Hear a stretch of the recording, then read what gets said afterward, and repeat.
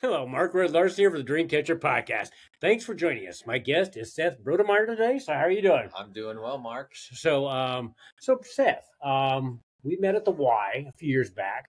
So, where are you from originally? I originally am from Colby, Kansas. Okay. Was born and raised out there. My parents originally were born and raised in Phillipsburg and Oh, made really? their way to Okay. Colby. So, yep, spent my entire life growing up in Colby until went to high school and college out there. And then once Okay. I kind of left the nest, it's been on the road ever You've since. been kind of moving east. So, what'd you go to school for, or what was your majors? You know, I studied farm animal repro and ruminant nutrition through school. So the ag sector was kind of my goal from the get go. I really enjoyed being in the livestock sector and the livestock field. Okay. And so I studied animal science there at Colby Community College for 2 years, and then went ahead and went on to Kansas State University. So, Okay. Yeah. I loved Manhattan. Me too. Met a ton of really cool people and did some college rodeoing and that kind of type stuff. So So you did rodeo down there? I rodeo. I didn't know that. Yep, kind of avid team roper.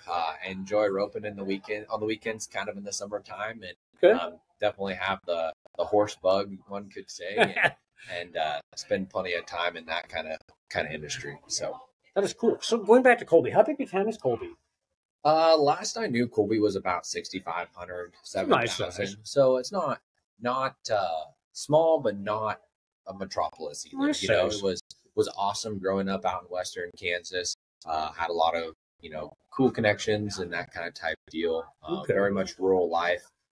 Lived in small town America, but also worked on the farm. Did lots of cool experiences farm Okay. life wise that way. Worked for a farmer through high school and my junior college years out there, and really enjoyed being Awesome. on the farm. So did row crop, or did you do that kind of thing? Or Yeah, you do. yep, Okay. that gentleman was a row cropper. We Okay. focused mainly on corn, soybean, wheat, and sorghum kind Okay. of rotation. Okay. And so a little bit different than what the guys here in Nebraska do. Being big corn state up here. Oh, definitely. But yeah, Western Kansas can't necessarily. We don't have the water per se. No, I wondered how that was. And our out there. soil type doesn't totally love corn. Doesn't totally love out there. It works, but you just kind of got to work a little harder. Okay. And you guys, I don't know what the elevation is, but you got to be quite a bit higher than we are here in Hastings. A little bit higher. I don't know. Okay. We're 3 hours from Denver. Okay. And Denver's, of course, a mile high city. Right. So I would say it's probably a little higher out that Okay. direction. I couldn't tell you the Okay. elevation. So when you were growing up, did you have horses then? Yeah, we actually Did you have horses? we got into the livestock deal. Actually, we showed lambs competitively through Really? 4-H and FFA. Actually showed out in Denver one year Awesome. on the national level, and really enjoyed Very doing cool. that. And then kind of rolled into the horse industry. Would have been my freshman year of high school. Kind Nice. of come up through the 4-H organization and really enjoyed doing that on the weekends as a family. Okay. And so mine kind of rolled into the team roping world, and then I still have team roping horses. Okay. Do a little bit of horse showing down in Texas, and actually just got home from Arizona a Okay. couple weeks ago, Okay. out to the Sun Circuit, so that was awesome. But yeah, I've kind of come to the livestock sector through 4-H and FFA. Awesome. So how many horses do you have now? We currently, I've got 7 or so, and then we still have my sister's old. I wouldn't call him. He's older now, but old Okay. show horse. Okay. He's still at home, and then we still have the originals, the OGs that we started with. Okay. So they're all kind of starting to age out, but we're starting to get into raising a few of them and kind of bringing them along that way too. So And I know horses can live a long time. Yeah. Yeah. Just from they're my sisters. So how did you get into from horses to doing the rest of it with horses? Is that something you always wanted to do as a kid? yeah, so actually my brood mare bought through some college friends that I met at K-State. And so kind of by luck come through all of that and wanted to kind of dabble in the breeding industry. Okay. And so now I kind of try to raise one or two a year, and then kind of promote them and go forward with them from there. So right now, I currently own 2 of them that are down in Texas, Okay. kind of doing the thing, and then we've got a stud colt here at home that we're trying to get moved and sold onto his next kind of career Okay. piece. So So how did you find the people in Texas? Or did you know them down there? They were actually through. I met them through some mutual friends. So networking. Sure. Oh yeah. Yeah. I love networking, but networking was a big piece on that one. Kind of a younger couple down there in Texas getting their feet started. Actually, they're B&B performance horses. Okay. And so what is B&B? It's their last names. Oh, it is. Oh, okay. Yeah. Okay. Yeah. BB performance horses. Okay. Yep. They actually took my second filly. Excuse me. She was a ex-reiner, so didn't want to be a reining horse, and so I kind of had called them up one day and said, "Hey, would you be interested in giving this a shot and seeing what she does or doesn't have?" So she ended up has gone on and won some money in the roping pen. She's a 5-year-old. So awesome. We're still campaigning her now and this year as well. She's got till she's a 6-year-old. Oh, is that okay? To show in the rope horse futurity world. And then we're also campaigning her half sister right now, too. Cool. So got a couple of them with their names are Clyde and Sierra. But, okay, like that. Awesome people, and have definitely been awesome to partner with through this rope horse adventure that I've been on. So in this arena, so what would you like to be seeing yourself in this in 5 years or something like that? That's an awesome question. It's one that I ponder on all the time. Okay. I enjoy roping on the weekends, and here in Nebraska we have an awesome team roping circuit or network. I live outside of Lincoln, and so I can probably go just about anywhere within 4 hours on any given weekend and hit a team roping. And so would love to kind of keep on that path. There is some opportunity to show my own horses, in the rope horse futurity world as a non-pro too. Okay. So I haven't totally counted that out, but just haven't gotten to that stage yet. Okay. And since this is a Dreamcatcher podcast, when you were growing up, what were your dreams? I mean, probably still one the same ones, or I thought I wanted to be a vet. Really? I could see you doing that when I was a kid. Okay. However, I went on a job shadow as a 6th grader. Okay. And I decided that being a vet was not for me. Not going to be. Wasn't going to be my deal. However, I did study. Pre-vet was my curriculum choice going through with the farm animal repro and ruminant nutrition. Okay. So I kind of took some of the higher end chemistry classes. Didn't love them by any means, but I took them and got through them and were okay. Got some really good friends that are actually in the vet profession now. Okay. So great contacts, awesome people, and they're out there killing it in that sector. That's very good. So Seth, what are you doing now as a profession? So I work for Purina Animal Nutrition right now. I kind of have what I call my dream job. I literally call on farm producers day in and day out. We spend a pile of time on at the farm gate, working through a big problem solving adventure. I could see that. So we work through different feeding programs, different things that your producers are looking at from a problem situation, right. But more so in the feed network. Okay. Started with Purina as an intern, actually, and then I came on full time the summer of 2016. Okay. Worked with the company for about a year in the Kansas City metro. Really? So I went from rural America to metro. Yeah. So that was a big change for me. And then about a year later, had the opportunity to move kind of back into to cow-calf country or cattle country. And then started it here in Hastings. I was here in Hastings, worked for a cooperative for about 6.5 years. Okay. And then got the opportunity to kind of go back to what we call the lifestyle side. Okay. So a lot more horse feed and show critters, that kind of type stuff is what I mainly focus on now. Okay. And so working with a lot of I work with professional horse trainers and then boarding barns and that kind of type stuff in the metro. The Lincoln metro. So just what you do is with horses, or do you do with like cattle too? I still work in the cattle industry. Building on-farm rations with inputs and feedstuffs that guys have on farm, and just balancing those to meet the nutritional needs of cattle, and then their needs or requirements for their stage of production. So we feed a fat steer a lot different than we feed a mama cow. True. So, Makes sense. Looking at inputs and costs and making sure that we're getting the performance out of those cattle for the stage of life that they're Sure. in. Right. So right. that's kind of what I do on a daily So basis. would you go back to did you like Kansas City? The metro? I did. There's anything and everything. In the metro. True. That is true. So if we were variety. bored on a weekend, we'd load up and we'd go into town. And I lived outside. I lived on the west side of Kansas City. So like I said, we'd load up and go into the city and spend time in town doing whatever. We went anything from concerts to the Worlds of Fun. Oceans of Fun. I love both of those. Spend a day doing that kind of type of stuff too. So lots of awesome places to eat and places and things to see. So Casey's got it all. Yeah, that's true. That kind of brings me to your another kind of maybe you should be a travel agent. He's Cheryl and I. We've gotten a lot of recommendations from him, especially in Kansas. All the places. I mean, you've sent us to a lot of awesome places. So how do you know all these places just from traveling around in Kansas?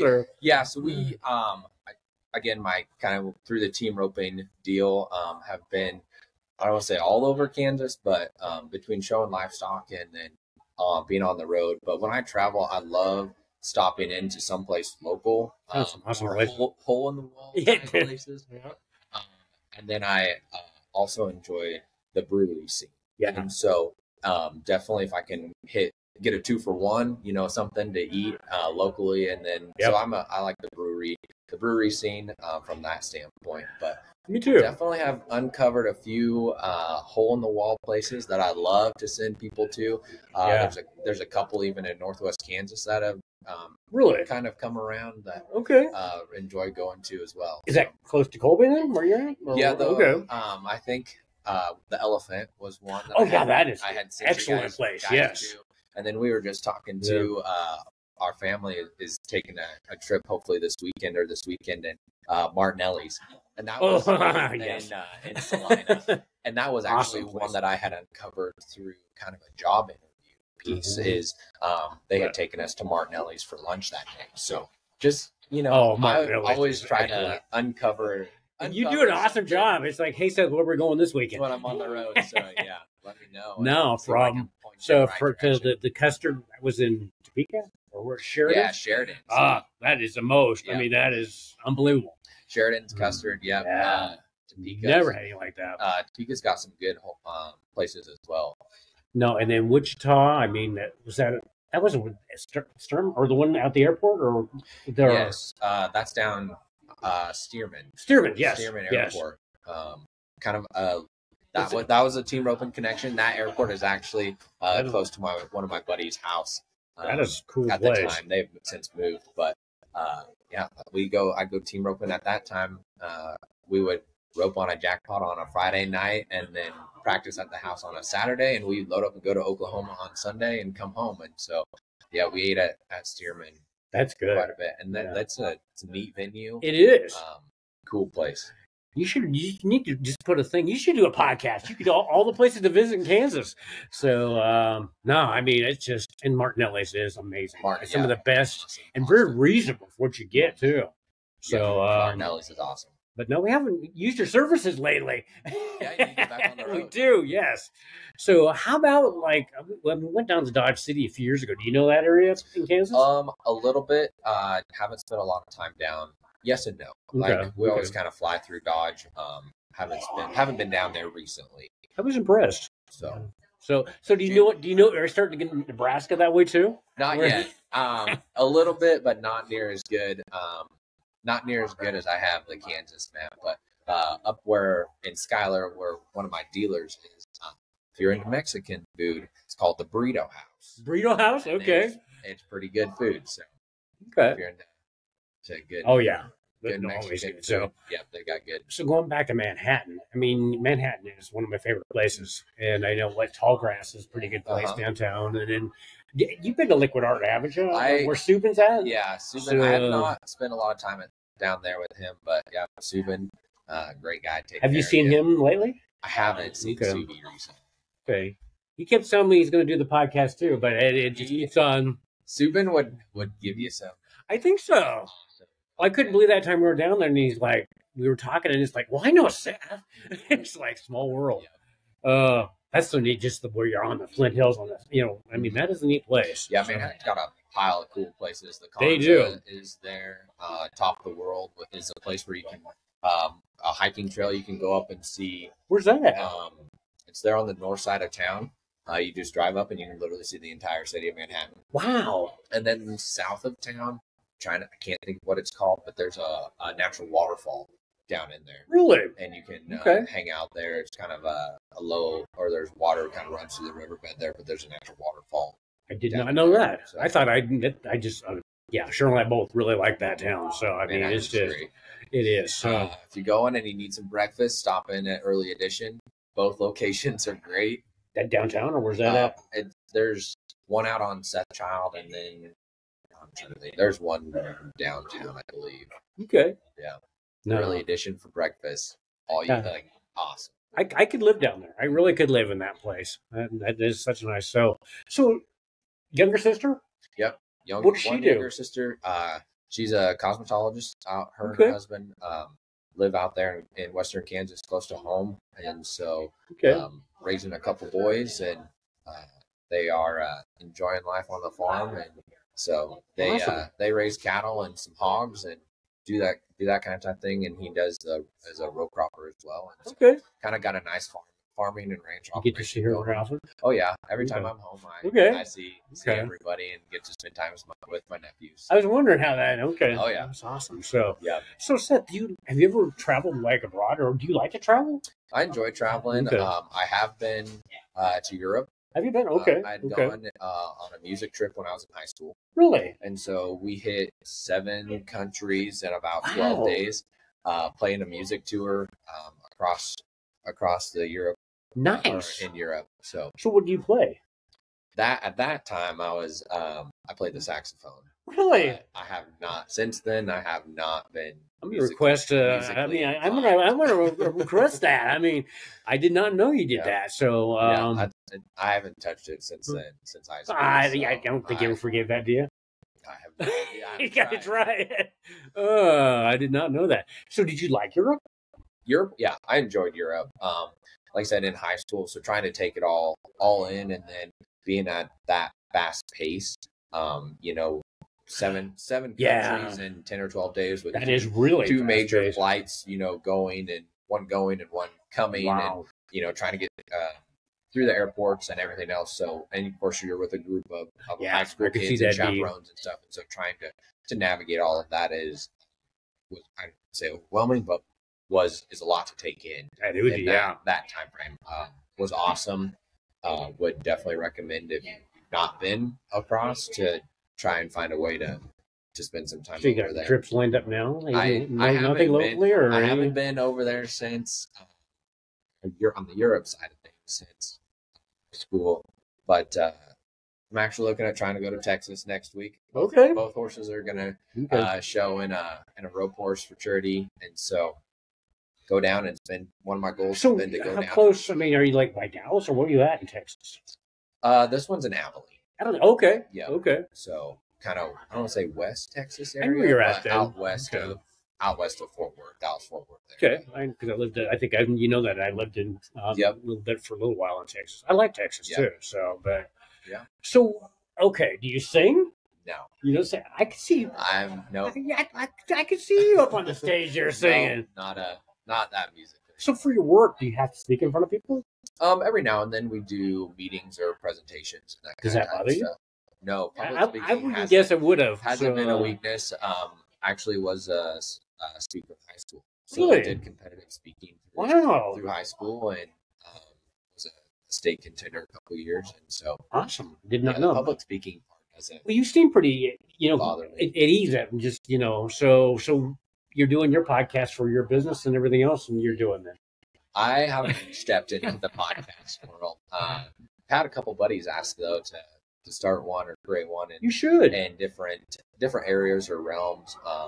But again, trying to find a spot or a time to dedicate to it and dedicate it and do it correctly. Just get your phone and just do it right then and there, and just hasn't hit yet. No. Yeah, and that's the nice thing about a podcast. So, you can be anything you want whenever it drops, it's very so Right. yeah. I'm gonna flip it on you though. I Okay. gotta ask you a question. Okay, that's cool. We always talk investing a little bit here and there. Have you hit anything new or life shattering from the last time I had seen you? Not too much. I still look into crypto. I still Bitcoin. I wish I had Bitcoin a long time ago. So no, I look at huge. We looked at that, but I wish because I got rid of that. I wish I'd have kept a little bit of that, but no, I look at cryptocurrencies a lot, and stuff like that, and some of these ones I've never heard of. So, how about you? So I've done a little bit of the REIT stuff. Okay. I enjoy the electron or the ETFs. Okay. Use some of those a little bit. I haven't really uncovered anything. So, how did you get started? For somebody that's looking to start kind of doing investing, how did you just all one day just like I'm going to invest, or what was the process to? No, my family has kind of done the investing thing since I was a kid. Okay. Always knew that that's how we kind of got through college. Was started early and often, I think is what they say is out there. But had done that and just have kind of managed those, like, I don't say accounts, but have used them, for the big life. Sure, stuff. right. So very, very thankful for my parents and family that had contributed to those, prior to me going to college or choosing a career path. So I'd kind of gotten a taste of it from there. And then I guess kind of out of the blue, I kind of had started taking an interest into it and had gotten some advice about, using one of the brokerage platforms. So, and I've got a good buddy that he uses Schwab, and so I just sent me the info to Charles Schwab, and kind of off I've kind of run from there. Now, it's not a pile, and it's $5 or $10 here when you got a free chance. But you're better than anybody that hasn't begun at all. So yeah, I always try to buy something, and it's the thing that blows my mind too in the stock market thing is you can buy anything from $1 all the way that has a little bit of a return all the way to the NASDAQ and the Dow that are way up there. And I think that's what so many people think. You have to have a big amount of money to start, right? And you don't, like you said. So. Not at all. Like, I mean, there's probably a large portion of some of that stuff that I call it my Tinker account, but that I play with here that's anywhere between $5 and $20. They've got a little bit of a return now. Is it anything to go to town about? No, but in the next 30 years, so I can come to you for a loan. Oh, I don't know. The interest rate might be really high. I might have enough for a popsicle.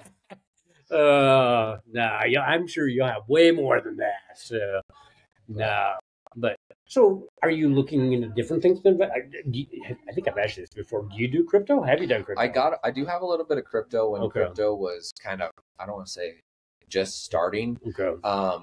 It hasn't really done I shouldn't say anything exciting, but like I don't, to be real honest, totally understand. I don't either. Crypto thing. Yeah. So I think it's kind of a moving target. Threw a couple $100 at it to kind of wait and see what would happen. My buddy and I joke, we got just enough crypto that when it finally decides to power launch, we're 0.00003 cents. So, you own quite a few shares or crypto coins. Is that the term on it? Yeah. But, when you can buy, umpteen thousand of them for, like I said, some of those, especially some of those new ones that are always showing up. It'll be one of those things I'll look back and be like, man, I wish I'd have done more. But me too. It's just trying to balance everything out and do what you can when you can. But the early and often thing comes around. Yes. And you seem like you enjoy that. Would you ever want to teach that, or would you ever want to be in that business? Help people with investments? I don't know if I would enjoy the brokerage business or not. Okay. I haven't spent a lot of time dialing into what it would take to do some of that. But like I said, got a couple friends that do some of it or have their brokerage license, and so we it's crazy how life changes. Yes, it does. And you spend time, talking about investments or rental properties or buying ground or whatever as life evolves. And so it's kind of crazy how the conversation changes. Oh yeah. So do you have any ground? Do you have any? I don't own anything. Nope. I rent and whatnot right now, but I've been I like to say investing in the horse piece. Now we'll see if that turns around. My sister would definitely agree with you on that one. We'll see if that turns around or not. But definitely been enjoying that part. So how do you find your horses? How do you check them out, or are you just always looking for horses, or how did you find your horses? We raised these. You raised these? Okay. Okay. So you definitely know them. So select sires and use my broodmare and bred that way. So okay. Yep, we raised them. So changing gears, do you like to write? Write? Do you journal, or do you? No, you don't journal. Okay. No, not a big. Would you like to someday write a book? Probably. I don't even know. on animal health? Or I don't know. Like writing's really not my. Like I'm a math and science kind of guy. Okay. So yeah, writing's not really. I would say wheelhouse, but it's not my what I enjoy. Well, I can understand that. You got to know what your forte is, kind of like that. So no, you like to cook? I do like. Okay, I thought you liked. Yeah. So it's one of your favorite things you like to make. I've really recently been on a pasta. Pasta kick. But been trying to again, like I said, the conversation had changed a little bit. Around the table. So looking at just higher proteins and how to cook with different stuff. And I swap a lot of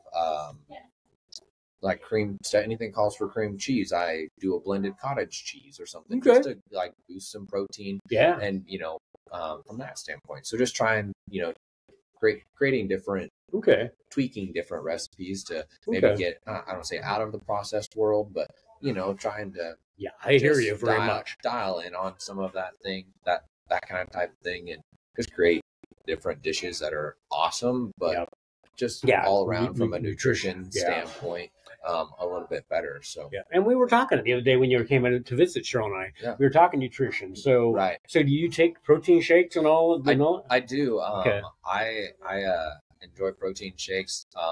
My current one has been chocolate protein, banana, just plain oats, and then a little bit of cottage cheese and milk.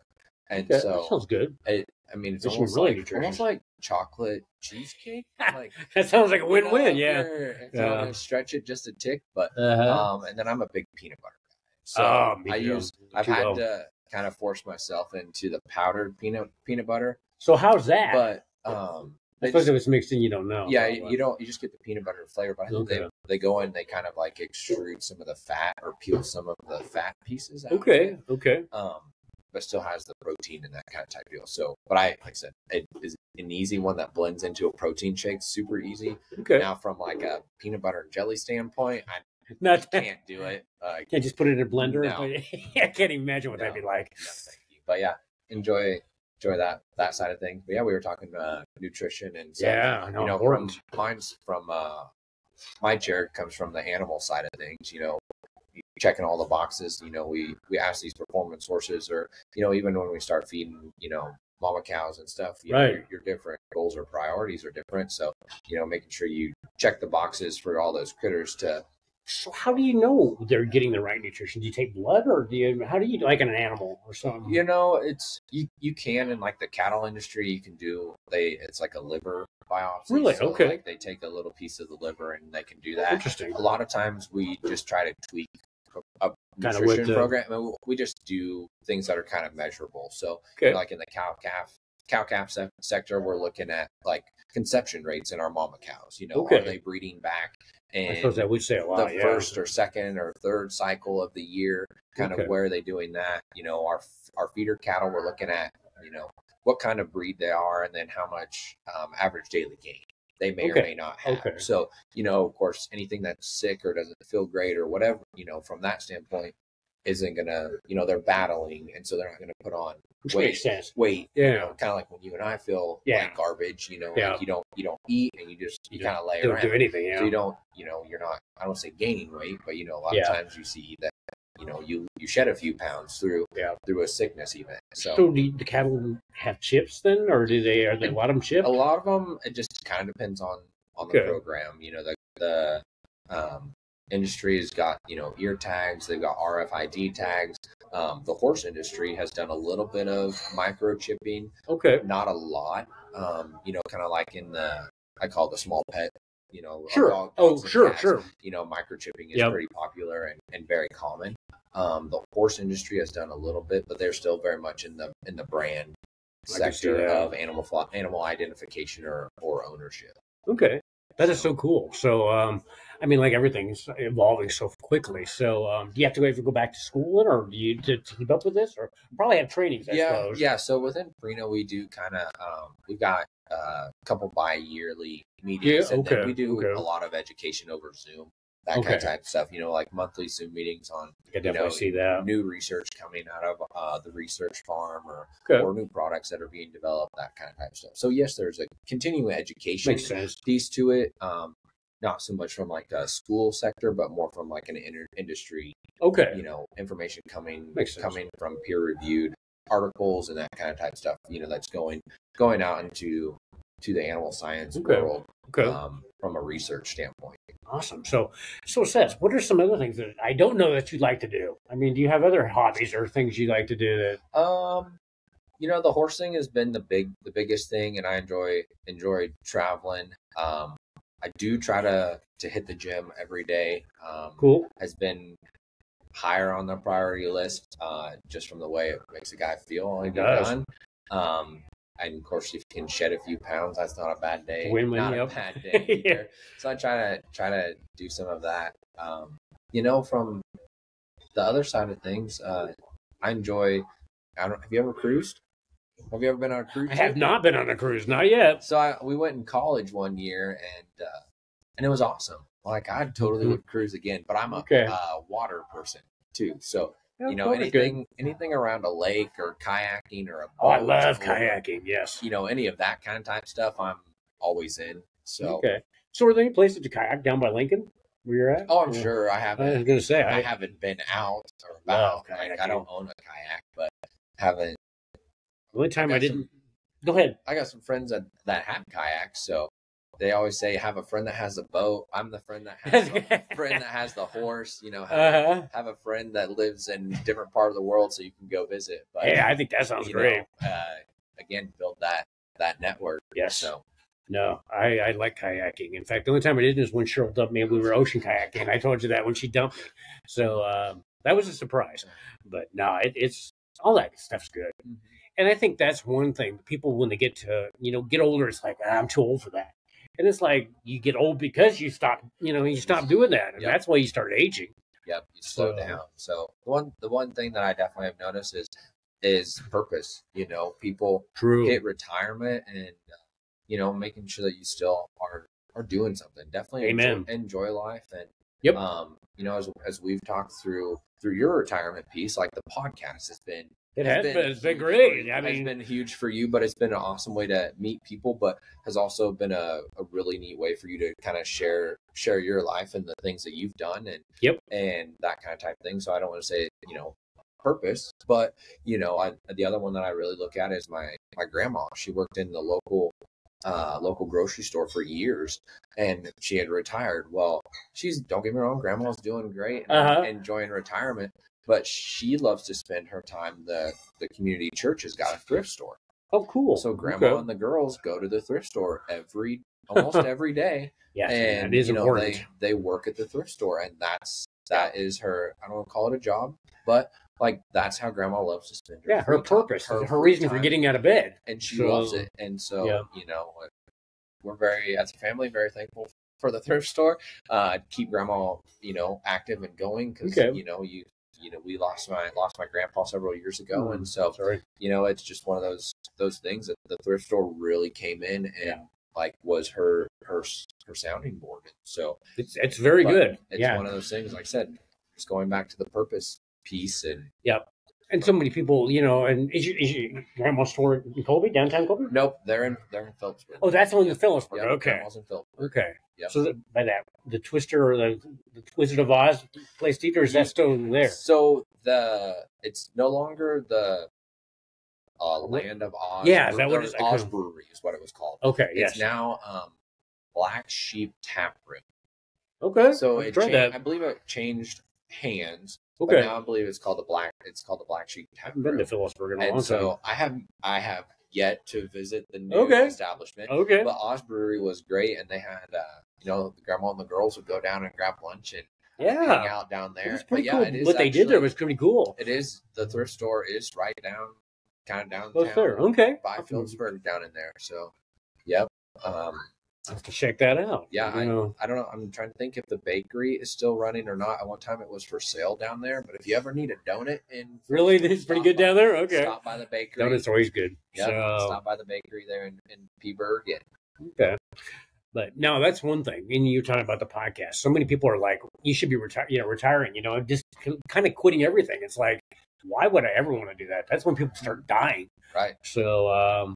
Yeah, and it was like, you started a podcast when you're that age, and it's like, yeah, why not? Why not? So it's not really too physical, Right. So no better time than the present. And everybody's like, it's like, forget your age and just live your life. So no, and I'm getting more and more in the nutrition thing. I'm gonna, like we were talking the peptides and creatine the other day and all that other stuff. So, it's all. Like I said, I'm kind of a science and math kind of guy, and so when I can uncover a research article or something in regards or something new that I hadn't really learned or hadn't heard much on, I definitely enjoy looking into some of that stuff. And then it is really interesting. Kind of make an educated decision from there, based if that's something that works for you or not, and just kind of move on. So like you said, the creatine and it's amazing peptides were the other ones, but even just trying to find I don't want to say a multivitamin that's solid, but a good one, just something that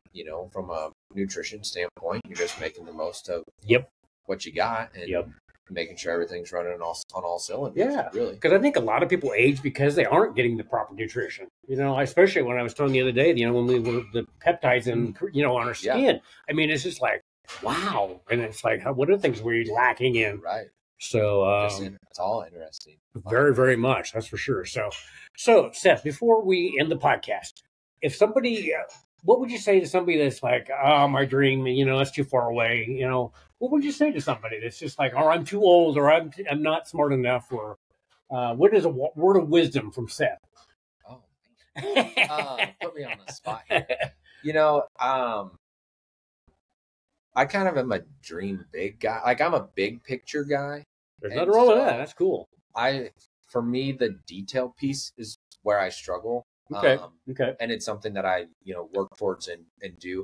But I look at the horse. For me, my example is going to be the horse deal. Okay. 5 years ago, I wouldn't have told you that I'd been in this chair raising horses and showing horses and being on the scale or where we're at now. Right. By any means. And definitely takes I don't want to call it a tribe, but definitely takes a group of individuals that have the same goal. Family. You spend anywhere between family and friends and trying to keep the ball rolling and that kind of type thing. So always a dream big kind of guy. Amen. And then just taking one step at a time. Rome wasn't built in a day. Very true. Yes. So even when I get flustered or frustrated with progress on things, it's consistency is key, and it's something that I have to come back to very frequently when something I'm like, man, I should really be here. That why haven't I achieved this, or why haven't I stepped into this area of life yet? Yes. But it's one thing, like one step at a time. Everybody's road is just a little bit different, and the other kind of piece that comes to me is comparison is the thief of joy. Oh, very, very much. Yes. Like you hate to, I run your own race and keeping your own lane. Enjoy it. Yes. And that's the big thing is enjoy the ride, because it's over very quickly. It's here and very here quickly now. And I remember when I was your age. It seems like yesterday. It does. Let me tell you, I'm just blessed that I usually feel still like that. Good. So, but it is. And everybody thinks they need to know the whole picture right away, and it doesn't work that way. And the picture keeps changing too. Yep. So it definitely evolves every day. Even on podcasting, that changes a lot too. So, Seth, thanks for joining me on the Dream Catcher podcast.